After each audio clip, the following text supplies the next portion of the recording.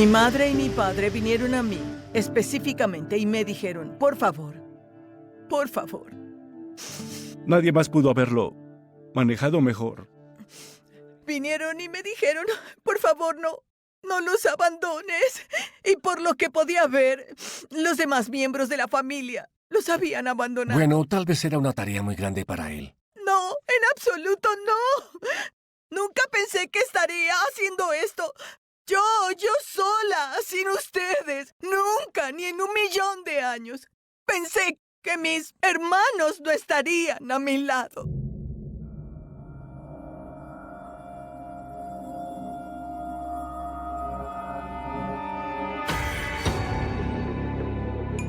No estoy seguro de cuándo se diagnostica la esquizofrenia entre los 17 y los 24 años. Es una historia trágica. Ser de la familia Galvin es ser parte de una tragedia. Esta mutación estaba presente en todas las personas de esa familia que tenían esquizofrenia. Pueden oír voces que les ordenan hacer cosas. Lanzar a un gato a la hoguera, descuartizar a un perro en la bañera. Esta familia nos dio la esperanza de hallar una cura para la esquizofrenia. Primero le disparó a ella y luego se disparó él. Todo empezó a ir mal. Mis hermanos se enfermaron. Perdían la cordura. 6 hermanos esquizofrénicos.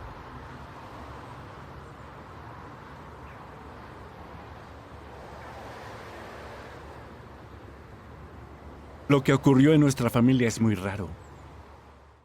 6 hermanos de 12 con esquizofrenia. La mitad de la familia. Eso es raro. No se ve. Si se analiza la cronología, es increíble. Donald, yo tenía 2 años cuando Donald se enfermó. Después Jim fue al hospital. Y luego Peter fue al hospital. Y luego Matthew también fue. Y luego Joseph. En medio de todo eso, Brian se suicidó. Y asesinó a su novia. Y es solo en el transcurso de la vida que puedes mirar atrás en ella y decir, ¡oh, cielos! ¿Qué rayos? ¿Cómo sucedió esto?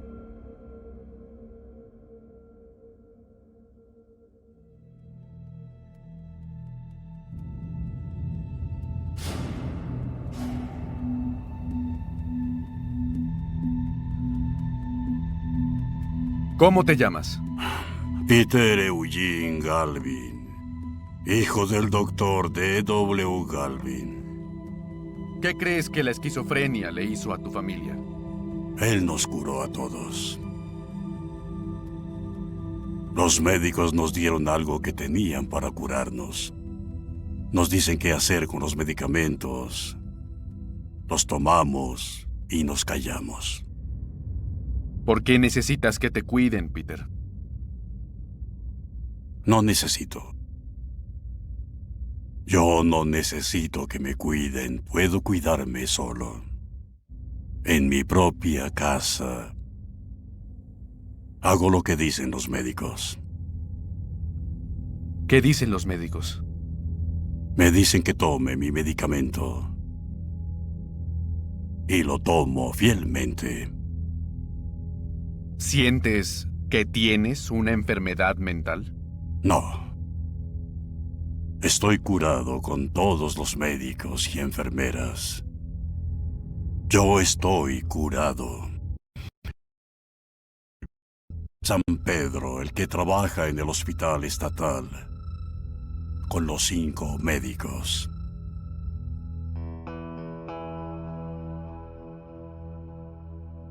Peter era muy poco obediente. Simplemente no acataba lo que los médicos le pedían que hiciera. Él no lo hacía. Entraba y salía del hospital. No tengo idea de cuántas veces. Cientos, supongo. Lo estabilizaban, volvía a casa. Mis padres intentaban que se estableciera y él lo echaba a perder. en pocos meses. Esto siempre fue una puerta giratoria, repetitiva, con Peter adentro, afuera, adentro, afuera, adentro, afuera. Dejaba de tomar medicamentos por la forma que lo hacían sentir. Y luego recibíamos una llamada de la policía. ¿Has estado en prisión? No, nunca.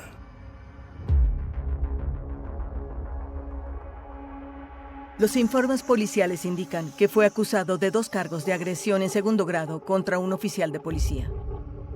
¿Alguna vez fuiste arrestado por la policía? No. El 18 de mayo de 1991 hubo un robo de cigarrillos en una tienda.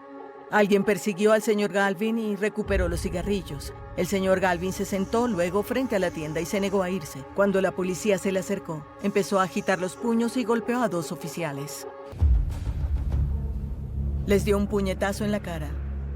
Durante su traslado al correccional, gritaba y era incoherente. ¿Nunca te has metido en problemas? No. Yo me mantengo limpio. Soy paramédico y salvo vidas.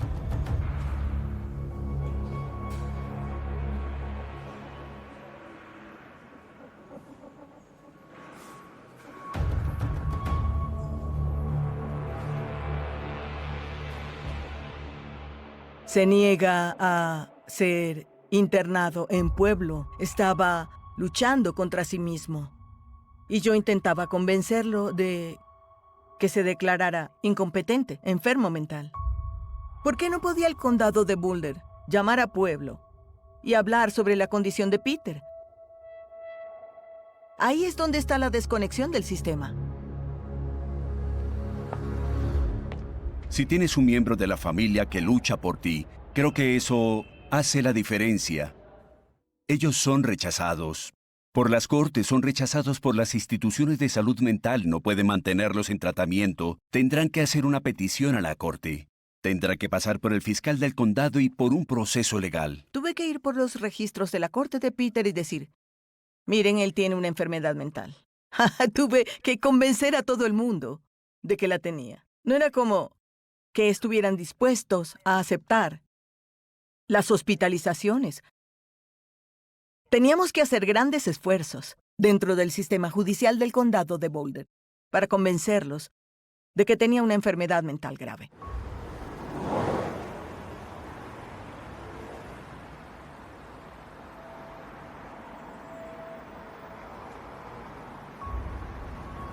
Peter es una persona muy interesante y es divertido hablar con él.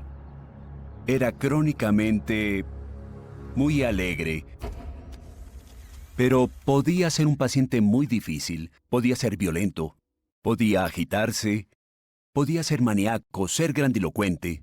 Soy San Pedro, el santo que fue crucificado en la cruz. Tuve todo el mundo aquí en mis manos. Morí en la cruz con Jesús y salvé su vida también. Es molesto porque amas a Peter, y luego cuando se vuelve contra ti, se siente como una traición. Pero finalmente, y en particular con el apoyo de su familia, pudimos llevarlo a un buen lugar y allí lo estabilizaron.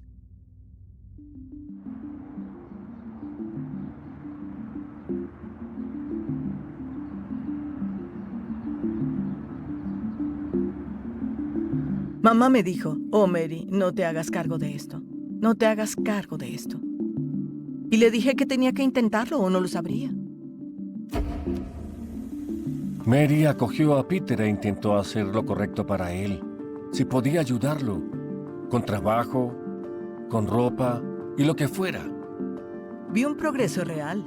De verdad, Peter tenía allí un trabajo, vivía en su propio apartamento. Y no sé cuántos años pasaron, pero lo estaba haciendo bastante bien. Se tomaba su medicamento e iba a terapia combinada.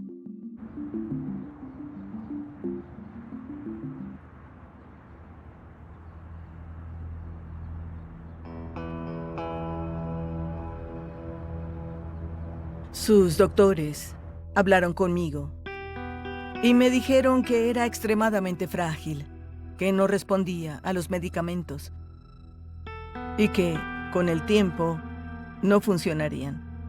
Y sentían que era hora de que Peter regresara a pueblo donde alguien con su grave trastorno cerebral recibiría mejor tratamiento. Así que, básicamente me dijeron que desistiera en mi intento de salvarlo.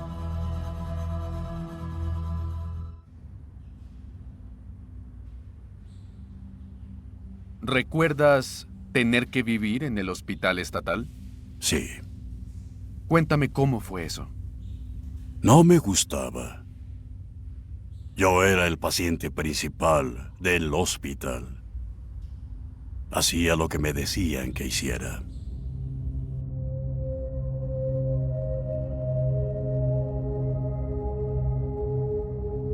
Peter era muy inestable.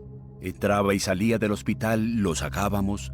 Se desestabilizaba, volvía a entrar y no sé cuántas veces tuvimos que volver a ingresarlo. Y entonces se decidió aplicarle terapia de choque.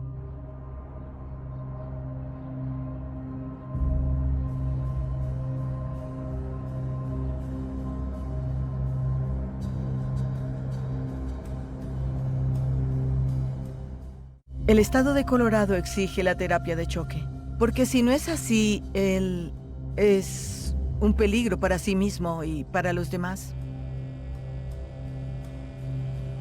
Siempre hubo algo contra la terapia de choque. Causa miedo y tiene mala reputación.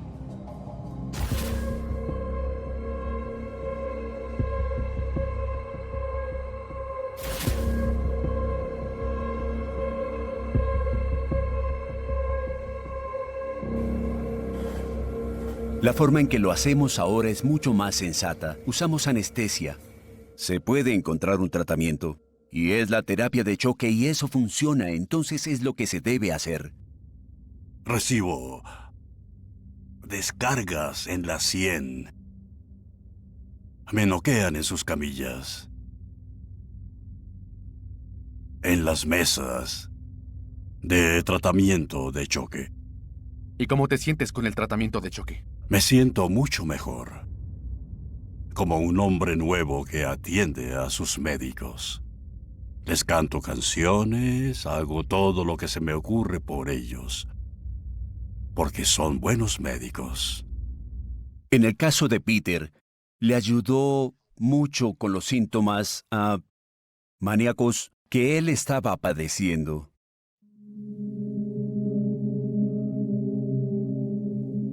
El mayor problema que he tratado con la terapia de choque es la memoria. Y cuando hablas con Peter, siempre lo describo hablando en un bucle. Comienza una historia y tendrá un bucle del que te hablará. Tal vez algún día comprendamos mejor cómo funciona la terapia de choque eléctrico y podamos usar algo que sea mucho menos invasivo y no presente los mismos inconvenientes.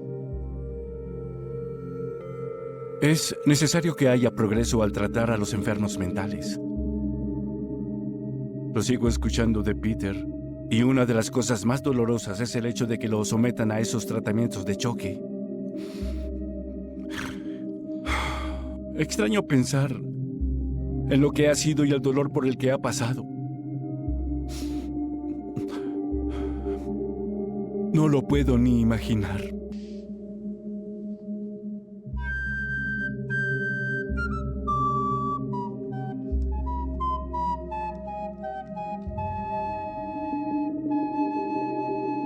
En cierto modo, esta enfermedad ha traído mucha tragedia a la familia y para mí la pérdida de mi hermano más cercano a mí en edad por este mal que lo aqueja ha causado un impacto negativo en mi vida.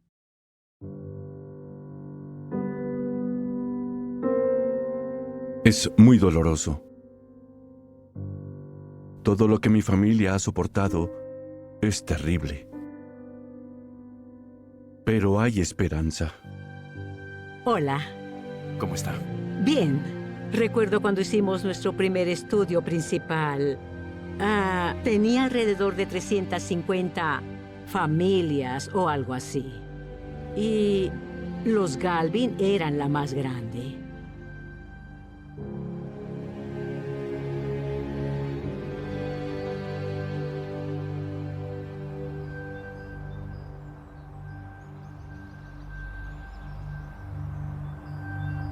En esa primera visita, por lo menos 4 de ellos estaban allí y recuerdo que todos marchaban por la cocina diciendo cosas que no tenían sentido.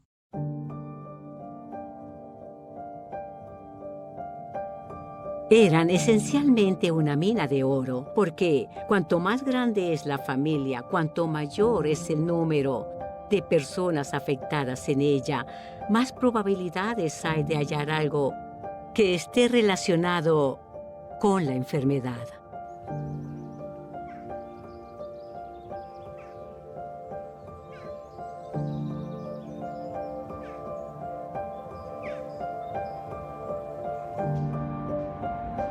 Robert Friedman era colega mío. Hacía una investigación genética relacionada con esto. Entonces le presenté a la familia Galvin. Había muchos Galvin. Mimi desde el principio fue una mujer impresionante. Don Jr. y todos sus hermanos estaban sentados en un banco para que mi equipo y yo empezáramos a entrevistarlos y les sacáramos sangre para muestras genéticas. Una investigación sobre las enfermedades mentales era la esperanza de Mimi. La familia claramente estaba devastada por la esquizofrenia.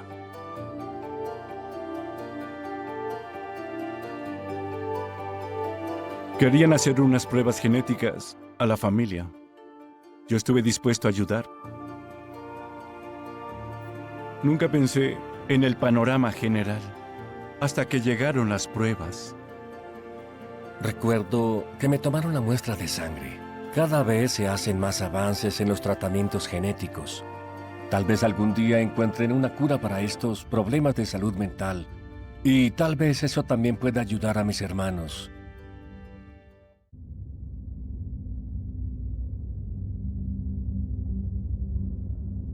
¿Crees que alguna vez te curarás de la esquizofrenia?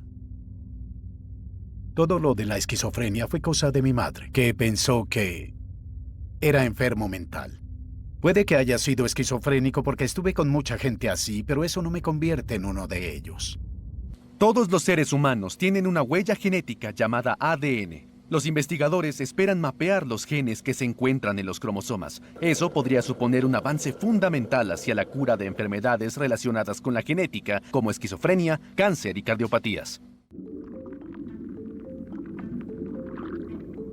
A principios de los años 90, científicos de todo el mundo tuvieron la idea de que se podía hacer un mapa de todo el genoma de los seres humanos.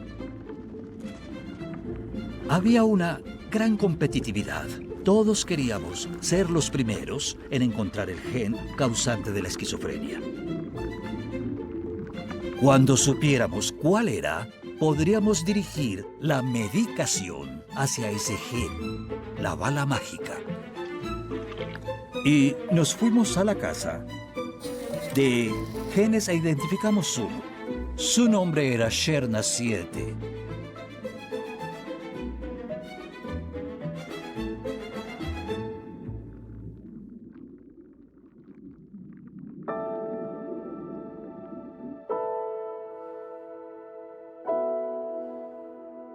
Secuenciamos el genoma completo de la familia Galvin. Tenían una mutación que destacaba que estaba presente en todos los hermanos afectados. Era el gen que se expresaba en el cerebro, el gen Chang2, y era importante para el cerebro y el desarrollo. Y así supimos que íbamos por buen camino. Chang2 es un gen muy importante. No es un determinante completo de la esquizofrenia, Pero múltiples hallazgos como ese cambiaron nuestra visión de lo que observamos en la esquizofrenia en general.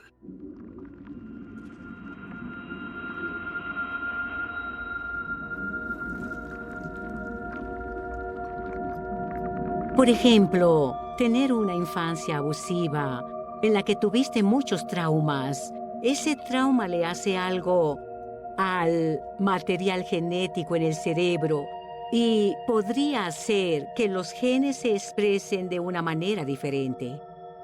Las autoridades eclesiásticas reportan entregar a los fiscales los nombres de otros 49 sacerdotes acusados por abuso sexual, que eleva la cifra de sacerdotes nombrados por la arquidiócesis a un total de 87. Mónica Novotny de NBC tiene la historia.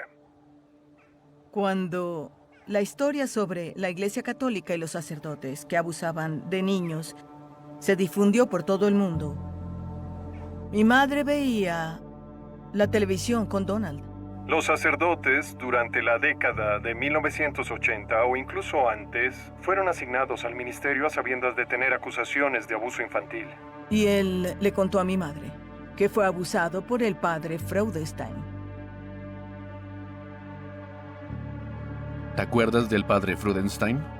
Sí, elegí no estar con él. Tengo entendido que murió. ¿Por qué elegiste no estar con él? ¿Mm? ¿Por qué elegiste no estar con él?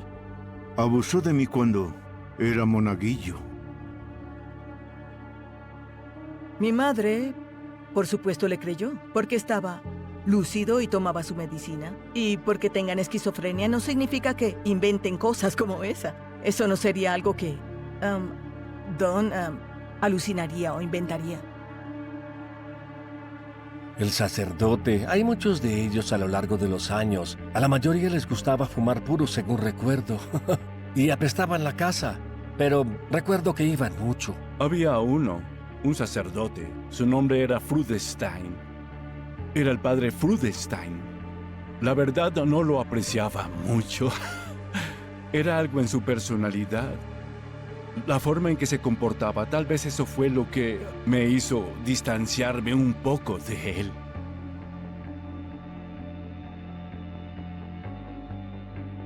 Don, Jim y Brian iban a esas excursiones. Recuerdo que el padre Freudenstein los recogía en una camioneta. Se despedía de mis padres y volvían 3 días después. No pensamos que ninguno de ellos estuviera haciendo algo malo.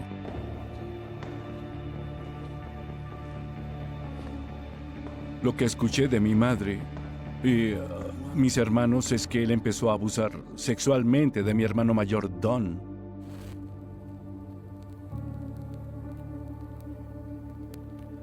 Y de repente fue como clic, clic, clic.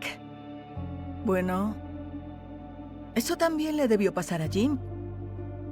Porque, ¿qué otra cosa pudo causar que Jim abusara de mí? Y lo concluimos sin conocimiento de primera mano. Pero solo encajaba. Encajaba, sí. Y hace que todo esto tenga sentido.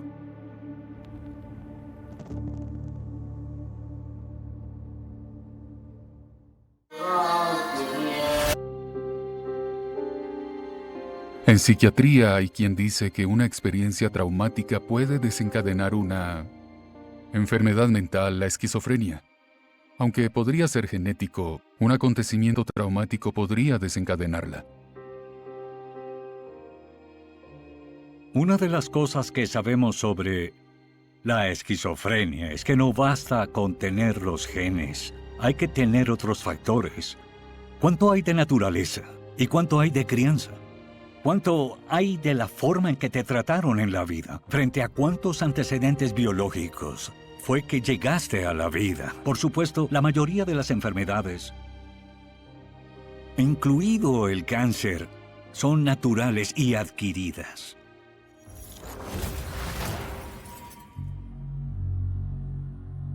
Donald jugaba fútbol y luchaba, era atlético. Las probabilidades de que sufriera una lesión eran grandes. Fue abusado sexualmente. Y por lo tanto había un trauma. Y luego Jim también practicaba deportes.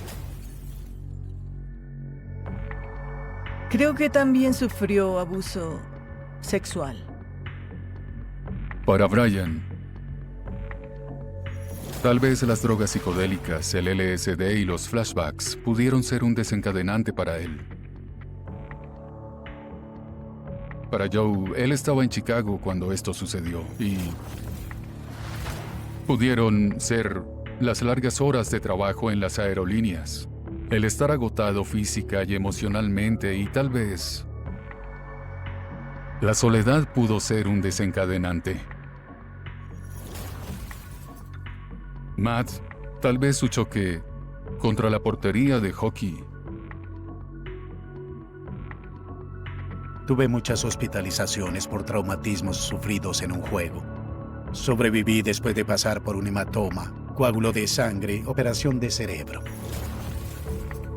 Para Peter, presenciar el primer derrame cerebral de mi padre pudo ser ese tipo de acontecimiento traumático el que le desencadenó la esquizofrenia. Cristo, Cristo. Una vez me dijo, llevaba una vida bastante buena hasta que apareció esta enfermedad mental y me la arruinó. Cristo, Cristo. Cristo es el Salvador.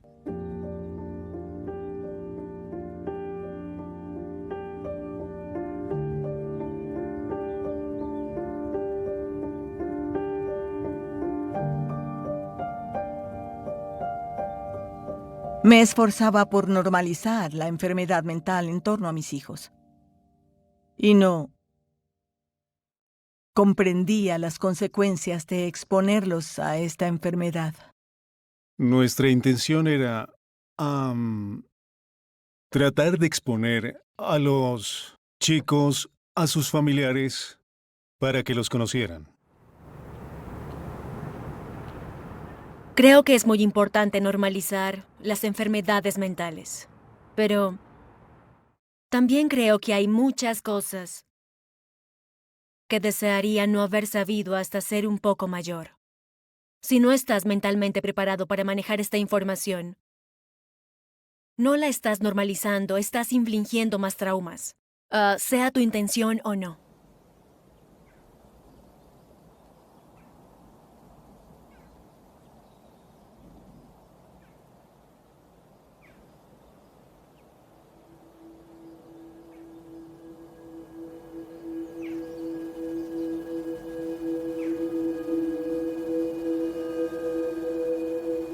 Ninguna familia es normal, pero no mucha gente tiene 6 tíos esquizofrénicos. Ha pasado 1 minuto. El día que despierte en mi cumpleaños 26 será un día muy feliz para mí. Porque es cuando los científicos piensan que el cerebro masculino termina de desarrollarse.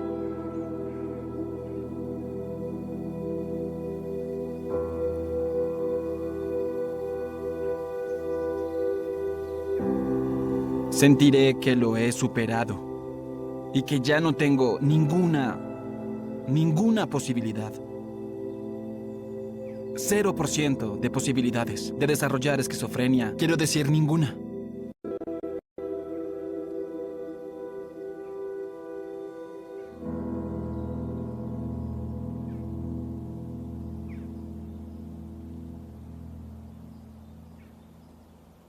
Creo que el miedo empezó a aparecer cuando tenía 12, 13, 14 años, porque no hacía las cosas que hacían otros niños. No jugaba fútbol, no jugaba hockey, por, ya sabes, miedo a una lesión en la cabeza que acabaría en esquizofrenia.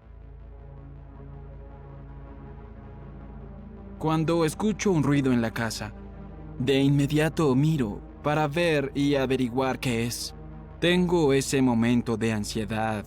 Y digo, ¿acabo de escuchar eso? ¿Fue impresión mía o realmente sucedió a mi alrededor? Y soy alguien que teme caminar por una línea muy fina. Porque creo que puedes convencerte a ti mismo de que estás oyendo cosas que no son.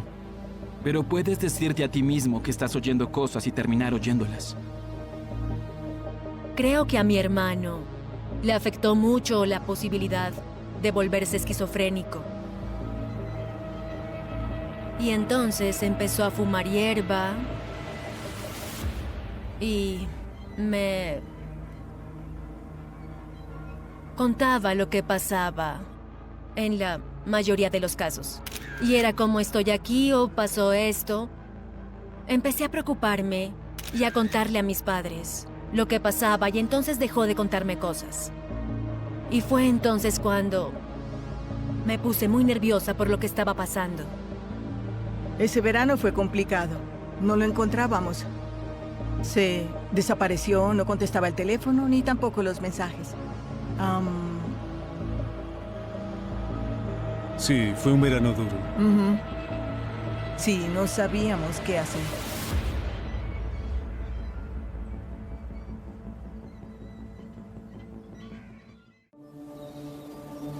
Yo era autodestructivo, al punto de afectar mi vida de una manera seria.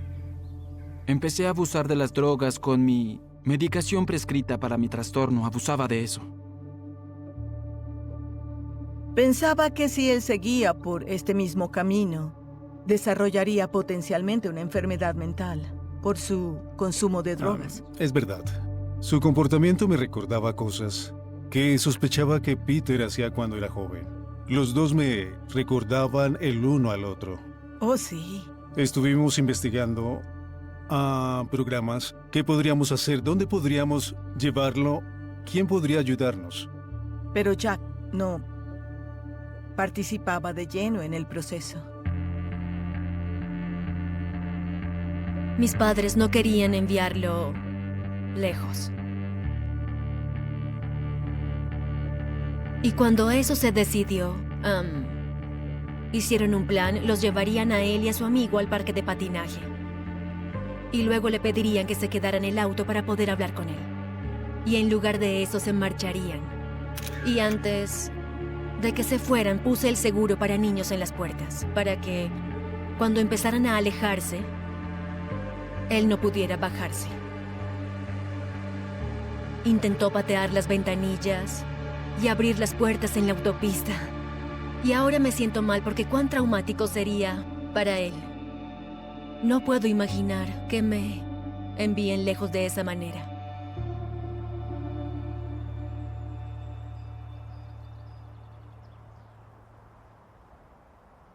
Al principio, esta fue tal vez la peor experiencia de toda mi vida. Tener que llevarlo allí y dejarlo. Entregarlo a otra persona. Fue terrible. Eso fue traumático. Eso, en verdad, fue algo terrible. Sí, absolutamente. Pero cuando llegamos a la graduación, fue exactamente lo opuesto. Lo que conocimos de Jack cuando terminó fue algo increíble. Pensé en ese momento que tal vez había un componente preventivo en una intervención temprana, pero me dije, Dios, ¿y si Peter hubiera tenido esa oportunidad? ¿Habría terminado tan mal como está ahora? Padre nuestro que estás en los cielos, santificado sea tu nombre. Al crecer en este tipo de situación, se sentía como si siempre sucedieran cosas. Que eso le pasara con este hermano y que mi madre fuera la persona que los cuidaba. Y no fue tan solo que oyéramos hablar de eso, estuvimos ahí. La locura definía mi vida. Viví demasiados esto. Y líbranos de todo mal. Ya hice toda la terapia, pero le sigo temiendo a la esquizofrenia.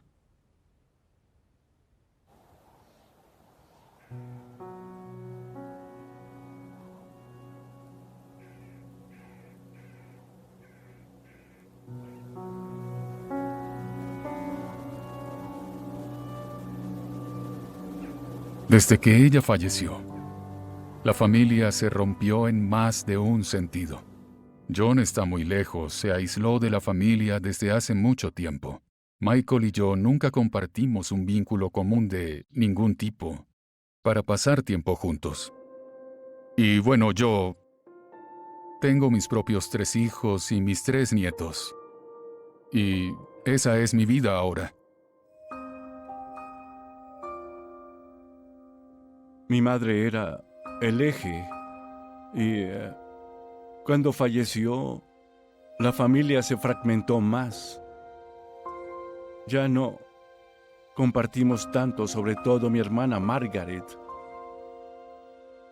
Aún sufre por lo que ha pasado en la familia y quiere alejarse de todo.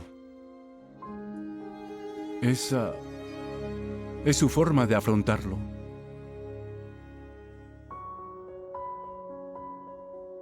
Escapé de ello a mi manera.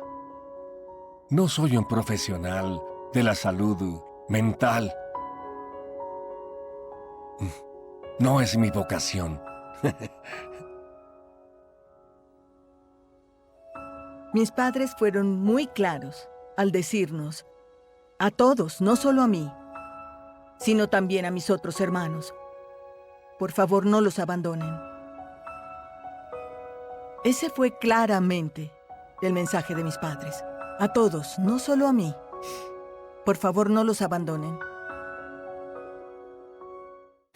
Fueron hallados muertos. No encuentro nada positivo en ser un enfermo mental de la manera en que ellos lo son. Y es una pérdida de lo que pudo haber sido. Estoy seguro de que tienen diferentes perspectivas sobre eso. Intenta el 14 en la esquina. Peter y Matthew parecen tener algo de alegría en sus vidas.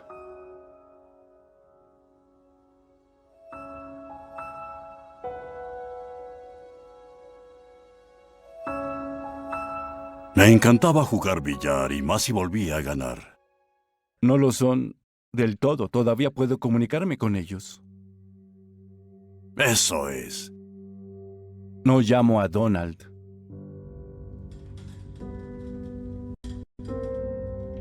Simplemente porque no creo que haya una comunicación entre nosotros. No creo que tenga nada que decir que yo pueda entender.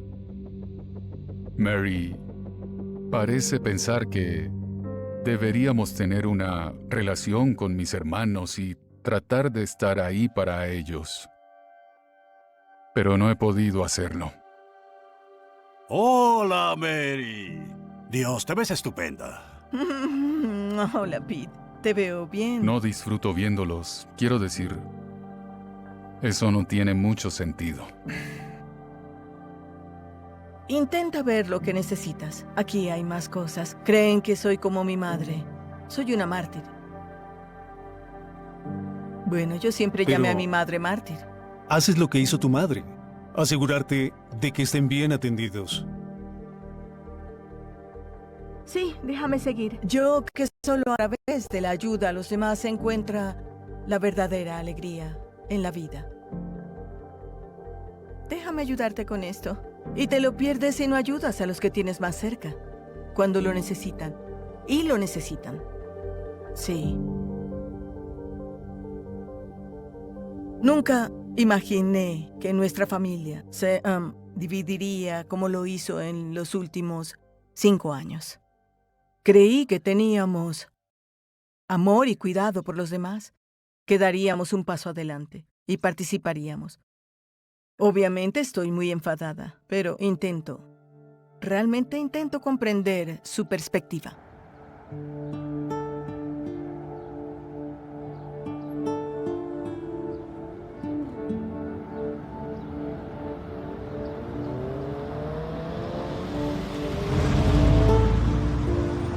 Mi madre y mi padre vinieron a mí específicamente y me dijeron, por favor.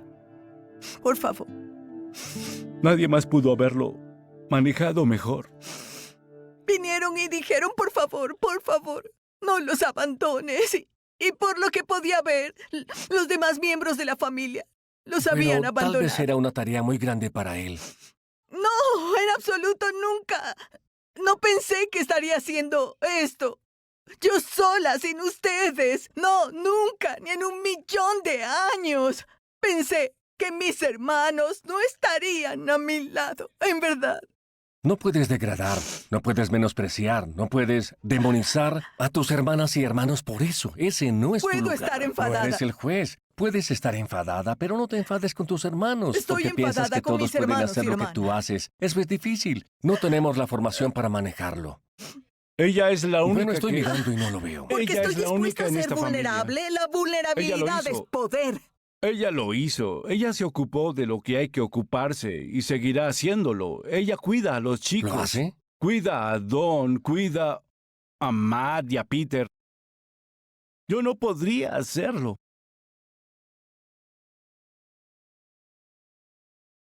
Ojalá hubiera podido ayudar más a Mary. Pero en cuanto a hacer arreglos para mis hermanos y ocuparse de que tengan lo que necesitan, lo que esos chicos necesitan, ella lo hace.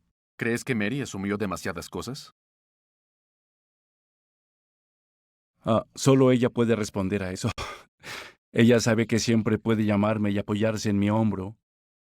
Desde la distancia puedo hablar y visitarla. Y apoyarla lo mejor que pueda.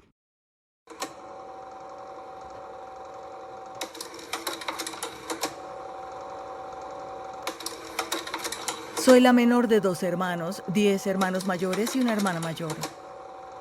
A 6 de mis hermanos les diagnosticaron esquizofrenia.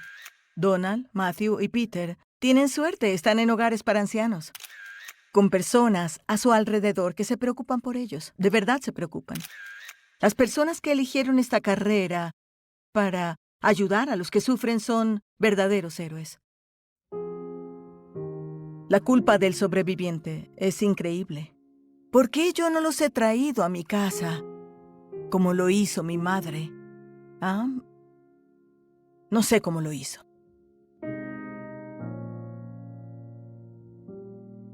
Creo que el dolor emocional que alguien sufre por tener esquizofrenia es tal vez peor que la propia enfermedad. ¿No me metí en muchos problemas en Boulder? Es bastante debilitante, no solo para la persona, Oye, hay una Sí, ahí foto. está. Mira, una foto. sino también para la familia. Vamos por aquí. Podemos trabajar en un rompecabezas, eso me gusta. ¡Ah! Lindo, ¿cómo estás? ¿Estás frío? Manos frías, Sí. corazón caliente. Ser esquizofrénicos no significa que no tengan su propia mente. Sus mentes están un poco rotas, pero cuando están lúcidos lo están. Y anhelan tanto ser normalizados. ¿No quieren que su condición cause algo de temor?